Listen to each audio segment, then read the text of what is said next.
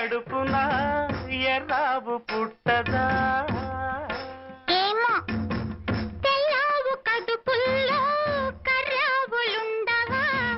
కర్రావు కడుపున ఎర్రావు పుట్టదా గోపయ్యాడున్న గోపెమ్మ ఈడున్న గోధూళి కుంకుమై గోపెమ్మ కంటదా ఆ పొద్దు పొడిచేనా ఈ పొద్దు గడిచేనా ఎందువలన అంటే అందువలన ఎందువలన అంటే దైవ ఘటన గోవుల్ని